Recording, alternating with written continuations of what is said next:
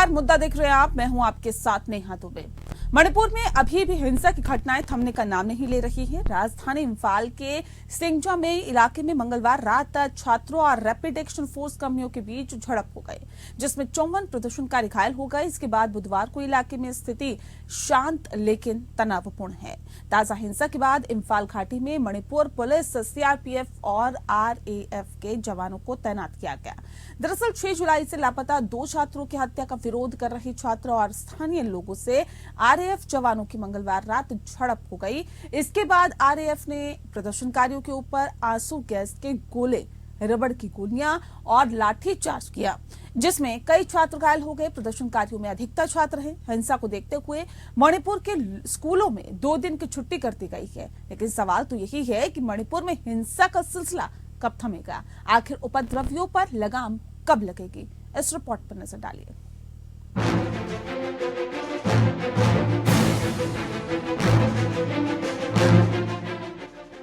मणिपुर में हिंसा की आग रह रहकर धधक रही है। मंगलवार को मणिपुर के इम्फाल में 2 छात्रों की मौत का विरोध कर रही भीड़ पर पुलिस के लाठी चार्ज में एक टीचर समेत 54 से ज्यादा छात्र घायल हो गए। इसके बाद सरकार ने अगले 5 दिनों के लिए राज्य में इंटरनेट सेवाएं बंद करने का फैसला किया है। नए आदेश के अनुसार 1 अक्टूबर की शाम तक इंटरनेट बंद रहेगा। दरअसल मणिपुर में फैली हिंसा के बाद थोड़ी स्थिति सुधरती दिखी तो 23 सितंबर को इंटरनेट सेवाओं को बहाल किया गया है। इसके बाद जुलाई के महीने में लापता हुए 2 छात्रों के शव की तस्वीरें वायरल हो गयी। दोनों छात्रों की पहचान 17 साल के हिजाम लिनथोइन काम्बी और 20 साल के फिजाम हेमजीत के रूप में की गई। हालांकि दोनों के शव अभी तक नहीं मिले हैं। जुलाई में दोनों स्टूडेंट्स एक दुकान में लगे सीसीटीवी कैमरे में दिखाई दिए थे, लेकिन उसके बाद उनका पता नहीं चल सका है। दोनों लापता छात्रों के शव की तस्वीरें वायरल होने से एक बार फिर आक्रोश की आग में मणिपुर झुलस गया। इम्फाल शहर में 26 सितंबर को सुरक्षा बलों और स्टूडेंट्स के बीच में झड़प हो गई। स्टूडेंट्स जुलाई से लापता 2 स्टूडेंट्स की हत्या के विरोध में प्रदर्शन कर रहे थे। इस झड़प में एक टीचर सहित 54 छात्र घायल हो गए। सभी घायलों को नजदीकी अस्पताल में भर्ती करा दिया गया। इस बीच मुख्यमंत्री कार्यालय की ओर से जारी बयान में कहा गया कि मणिपुर पुलिस केंद्रीय जांच एजेंसियों के सहयोग से दोनों छात्रों के लापता होने की परिस्थितियों का पता लगाने और हत्या करने वाले अपराधियों की पहचान करने के लिए सक्रिय रूप से जांच कर रही है। फिलहाल मामले की जांच सीबीआई कर रही है। साथ ही सुरक्षा बलों ने अपराधियों को पकड़ने के लिए तलाशी अभियान भी शुरू कर दिया है। सरकार जनता को आश्वासन देती है कि फिजाम हेमजीत और हिजाम लिनथोइन काम्बी के अपहरण और हत्या में शामिल सभी लोगों के खिलाफ त्वरित और निर्णायक कार्रवाई की जाए। सरकार इस जघन्य अपराध के लिए जिम्मेदार पाए जाने वाले किसी भी अपराधी को कड़ी सजा देगी। वहीं विदेश मंत्री एस जयशंकर ने न्यूयॉर्क में फॉरेन रिलेशन काउंसिल में चर्चा के दौरान कहा, मणिपुर में समस्या का एक हिस्सा वहां आए प्रवासियों का अस्थिर करने वाला प्रभाव है। यहाँ तनाव का एक लंबा इतिहास है। राज्य सरकार और केंद्र सरकार मिलकर स्थिति को सामान्य करने का प्रयास कर रही हैं। मणिपुर में ताजा हिंसा के बाद बीरेन सिंह सरकार ने सतर्कता बरतते हुए सभी सरकारी गैर सरकारी स्कूलों को 27 सितंबर से 29 सितंबर तक बंद रखने का आदेश जारी किया है। इधर गृह मंत्री अमित शाह को 24 विधायकों ने अपने साइन करके एक पत्र भेजा है, जिसमें उन्होंने दोनों स्टूडेंट्स की हत्या के आरोपियों को सीबीआई द्वारा जल्द से जल्द पकड़ने की अपील की है। मणिपुर में हुई 2 स्टूडेंट्स की हत्या की जांच के लिए सीबीआई आज इम्फाल पहुंच गई है। मणिपुर में पिछले 4 महीने से चल रही जातीय हिंसा ने गंभीर रूप ले लिया। हिंसा में अब तक 175 लोग मारे गए, 1100 से ज्यादा लोग घायल हुए। इतना ही नहीं, 5172 आगजनी के केस सामने आए, जिनमें 4786 घरों और 386 धार्मिक स्थलों को जलाने और तोड़ फोड़ करने की घटनाएं शामिल हैं। मणिपुर में अब तक 65,000 से अधिक लोग अपना घर छोड़ चुके हैं। उपद्रवियों पर 6000 मामले दर्ज हुए हैं और 144 लोगों की गिरफ्तारी हुई है।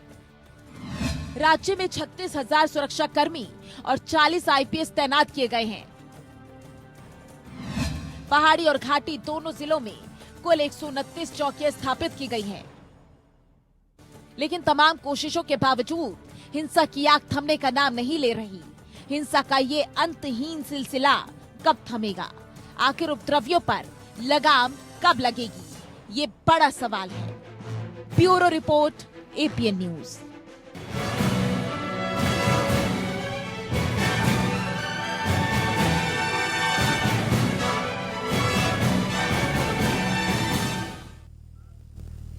और चलिए इस विषय पे आज हम तफसील से चर्चा करेंगे और समझने की कोशिश करेंगे कि मणिपुर में हिंसा का ये सिलसिला आखिर कब थमेगा और आखिर उपद्रवियों पर लगाम कब लगेगी।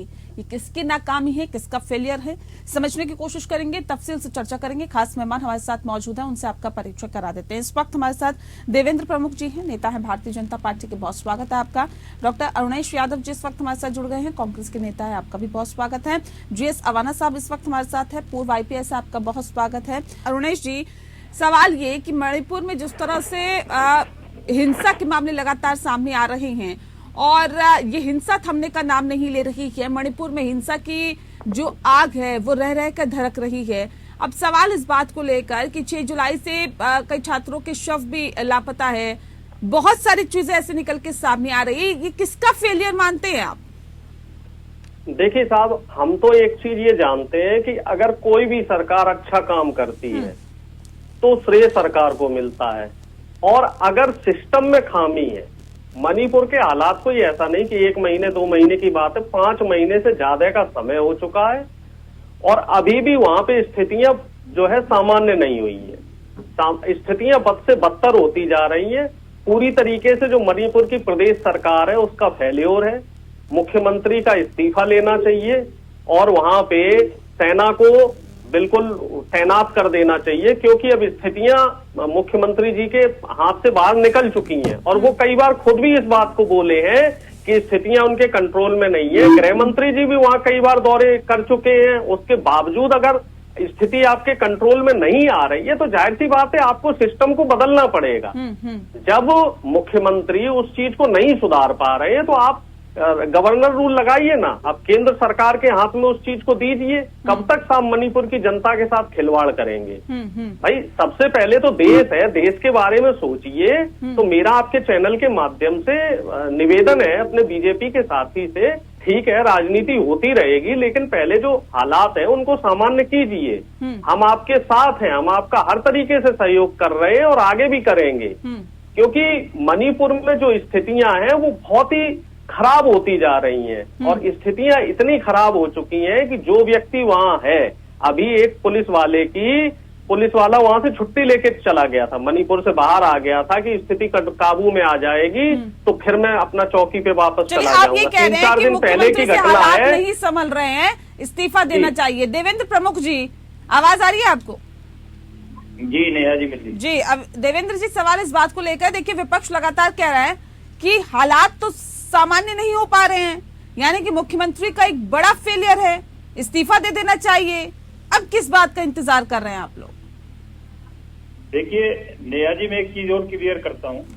विपक्ष का काम है कि विपक्ष की भूमिका में जो भी व्यक्ति रहेगा उसका काम भी है ये सवाल उठाना, क्वेश्चन उठाना। सरकार का काम है काम करना।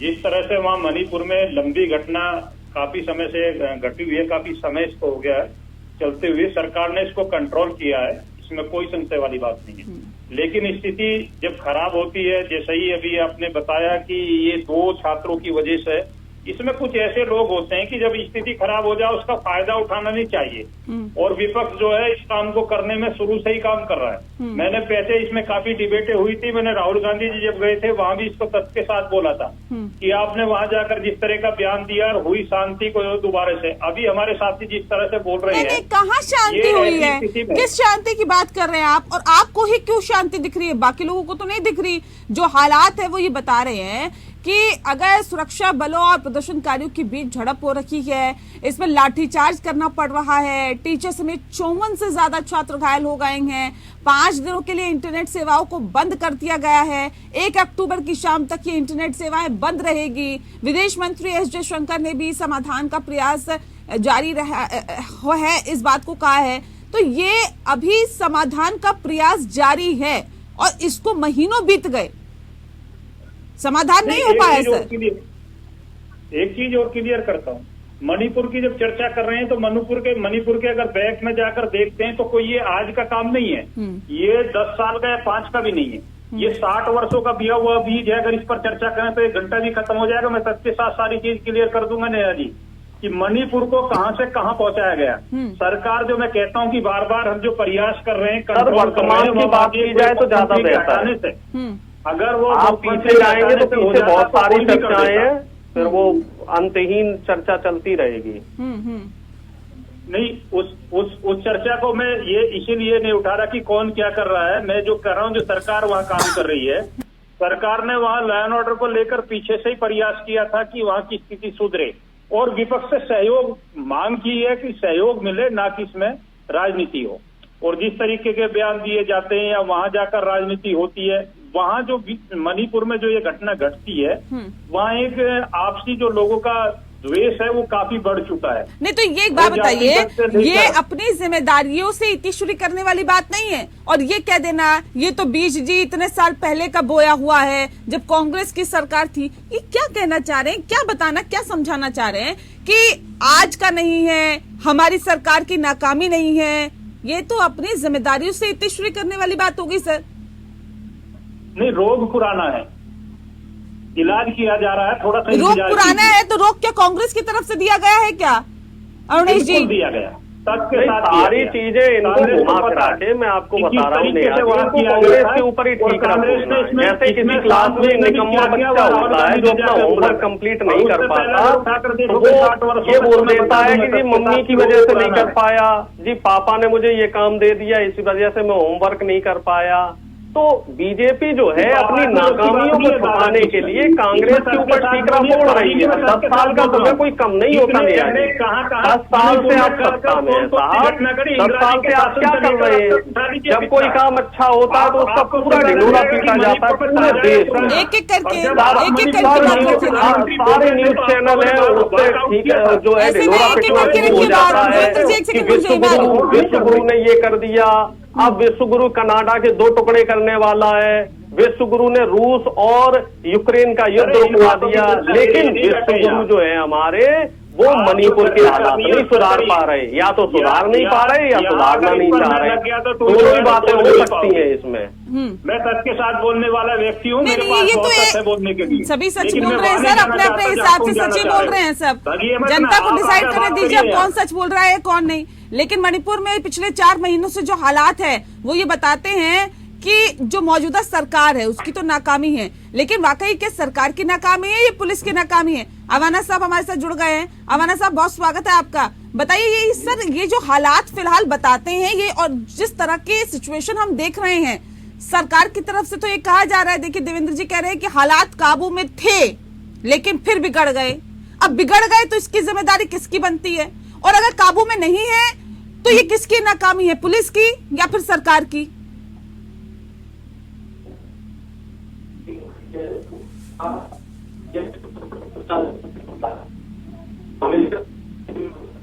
ये बात सही है कि हालात जो है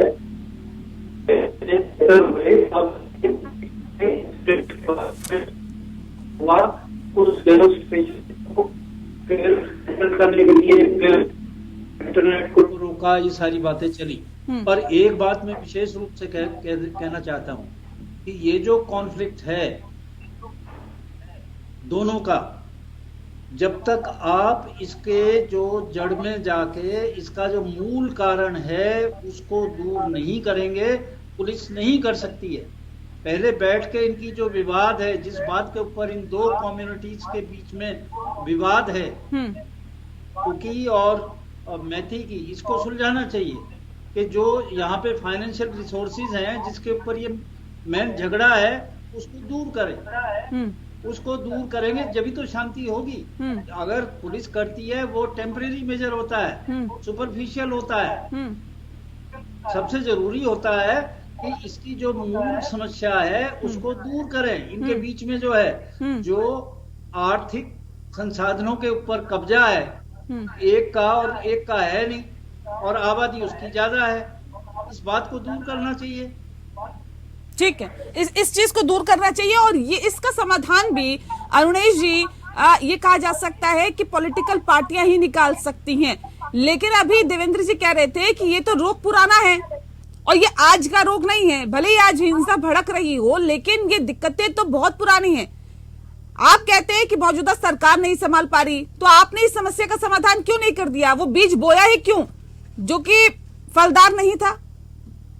देखिए नेहा जी, एक उद्दंड बच्चे की तरह बीजेपी के लोग, मैं पहले भी कह चुका हूं, अपनी नाकामियों को छुपाने के लिए नेहरू, गांधी और कांग्रेस की खामियां निकालते रहे। इन्हीं पे इनकी दुकान चल रही है। गांधी परिवार को कोस के, कांग्रेस को कोस के, पुरानी सरकारों के सर पे ठीकरा फोड़ के काम करने वाले के लिए 10 साल का समय कोई कम समय नहीं होता। और मणिपुर में जब इनकी सरकार चुनी गई थी, तब आपको भी ध्यान होगा, प्रधानमंत्री जी से लेके गृह मंत्री जी दोनों लोग ढिंढोरा पीट रहे थे कि अब साहब मणिपुर में डबल इंजन की सरकार है, ये अब मणिपुर जो है विकास की रफ्तार से दौड़ेगा। लेकिन मणिपुर को इन्होंने क्या दिया? या फिर और जो तमाम पूर्वोत्तर राज्य हैं, आपको क्या लग रहा है ये समस्या मणिपुर तक रह जाएगी? इसका असर आसपास के जो राज्य हैं उन राज्यों पे भी पड़ेगा। निश्चित तौर पे इसमें सरकार की खामी है, और ठीकरा अगर आप विपक्षी पार्टी पर थोपेंगे, उनसे फोड़ेंगे, तो वो समस्या का समाधान नहीं है। सबसे आसान काम है दूसरे के। ठीक है देवेंद्र जी, अच्छा ये बताइए, आप कह देते हैं चलिए रोग पुराना है। सर रोग पुराना है, जब मौजूदा वक्त में आप सरकार में आए थे, इससे पहले जब चुनाव जीत के आप सरकार में आए थे, तब हिंसा हो रही थी क्या मणिपुर में? तब आगजनी हो रही थी क्या? तब इस तरह की चीजें थी? स्थिति सामान्य नहीं थी क्या? और सवाल इस बात को लेकर भी है सर, क्योंकि मैं तो जनता से जुड़ा हुआ सवाल पूछूंगी कि हिंसा में अब तक 175 लोगों की जान जा चुकी है, 1100 लोग घायल हो चुके हैं। इतना ही नहीं, 5172 आगजनी के केसेस सामने आए हैं, जिनमें से 4786 घरों और 386 धार्मिक स्थलों को जलाने और तोड़फोड़ की घटनाएं शामिल हुई है। इसका जिम्मेदार कौन है? मुझे ये बताइए कि जिम्मेदारी किसकी बनती है? मौजूदा सरकार क्या हाथ धो लेगी क्या इन सब चीजों से? नेहा जी देखिए, जो आपका क्वेश्चन आया, क्वेश्चन जो होगा ठीक, उस पर उसकी जवाबदेही उसको सुनना हमारी जिम्मेदारी है, क्योंकि हम सरकार का हिस्सा है। मैं एक चीज और कहता हूं कि जैसे अभी अवाना सर ने क्लियर किया है कि वहाँ जो असली चीज है, अगर उसकी लड़ाई उसकी जड़ तक जाएंगे तो उसमें जो है, मैं कहता हूँ, मैं तथ्य पर बोलता हूँ, मैंने बहुत डिबेट इस पर की है। अगर मैं इसको कहूँ तो तुम्हारी 30 मिनट की डिबेट में सारा मेरा जो है एक एक रिकॉर्ड मैं आपको दे दूंगा, कौन सी सन में, कौन सी तारीख में, कहाँ क्या क्या कितना कत्लेआम वहां मचा था, कितनी घटनाएं वहां थी। जिनकी ये बात कर रहे हैं ना आज हमारे माननीय प्रधानमंत्री जी को, उस समय इंदिरा जी का कार्यकाल उठाकर देखिए, सबसे ज्यादा मणिपुर जला था। और ये जो नेहरू जी की बात, ये झूठी बात नहीं है। कबूतर उड़ाकर चाइना से शांति कर देते हो, अरुणाचल से लेकर जहां तक तुमने ये बीच पुरानी बातें छोड़ दीजिए, पुरानी बातें छोड़ दीजिए, आज की बात कीजिए। नेहरू और इंदिरा जी ने क्या किया, निश्चित हम वो सर्वविदित है कि उन्होंने क्या क्या देश के लिए कर दिया, क्या क्या नहीं कर दिया। मैं तो सिर्फ एक चीज पूछना चाह रहा हूँ कि जब प्रधानमंत्री जी कनाडा के 2 टुकड़े कर सकते हैं, तो प्रधानमंत्री जी जो है मणिपुर में शांति बहाल क्यों नहीं कर सकते?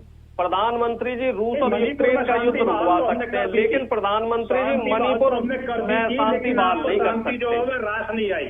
मैं तो सीधी बात पूछ रहा हूँ आपको। अब नेहरू जी और इंदिरा जी को छोड़ दीजिए, उन्होंने क्या किया क्या नहीं किया, उन्होंने जो किया, उन्हें जो करना था देश के लिए वो उन्होंने कर दिया। उन्होंने इतना कर दिया, जो उन्होंने बोया है वही आप लोग काट रहे हैं। तमाम जो सरकारी संस्थाएं नेहरू जी ने और इंदिरा जी ने बना दी, जिनको जो नेहरू ने और जो इंदिरा जी ने बोया वो आप लोग काट रहे हैं। पूरी जो देश की संपदा है बड़े बड़े व्यापारी मित्रों को दे रहे हैं। क्या बोल रहे हैं वो तो सोचिए, बोलने से मतलब है, जनता भी सुन रही है, समझ रही है। सिर्फ बोलने से ही मतलब है कि बस बोलना है और एक दूसरे को नहीं बोलने देना है, इसका क्या मतलब है? हमारा साहब, मैं कार्यक्रम के आखिरी पड़ाव में हूँ, 1 सेकंड रुक जाइए ना सर। ऐसे नहीं, आप दोनों ही बोलते रहेंगे ना, जनता को कुछ समझ नहीं आएगा। चाइना ही है, ठीक प्रधानमंत्री जी द्वारा हुई है। ठीक है, रुक जाइए। अमानत साहब, इस समस्या का समाधान तो आपने बता दिया कि देखिए पॉलिटिकल पार्टी के जरिए ही निकल सकता है, लेकिन सर लॉ एंड ऑर्डर को कंट्रोल करना तो ये तो सर पुलिस का काम है ना। अब पुलिस के पास क्या पावर रहती है ऐसी सिचुएशन में, ये थोड़ा सा समझाइए सर। और जब तक क्या शासन का आदेश नहीं होता, पुलिस भी कदम नहीं उठा सकती क्या? पुलिस की जो ज्योग्राफिकल सिचुएशन है वो अलग किस्म की है, और ये पहली बार हुआ भी नहीं है, इसकी एक पूरी हिस्ट्री है कि आप जो लोग पहाड़ पे हैं और जो लोग नीचे हैं, और उनको जिस तरह से विभाजित किया गया है, नीचे के जो लोग हैं ऊपर जाके प्रॉपर्टी नहीं ले सकते। मैतई जो है कुकी इलाके में जाके प्रॉपर्टी नहीं खरीद सकता, और जो कुकी है उसकी जो जनसंख्या है वो बहुत कम है इनके मैतई के मुकाबले में। जी जी। अब वहां पे जो है काफी जो है इसका नारकोटिक्स का काम है, जिसमें पैसा आ रहा है, ये नार्को टेररिज्म है, और इसमें ये जरूरी है कि एक्सेस दी जाए, और जो पुराने इस तरह के ऑर्डर्स हैं, जो पुरानी जो हिस्टोरिकल रॉन्ग चीजें हैं, उनको करेक्ट करके और पूरे मणिपुर को एक यूनिट समझ के काम किया जाए।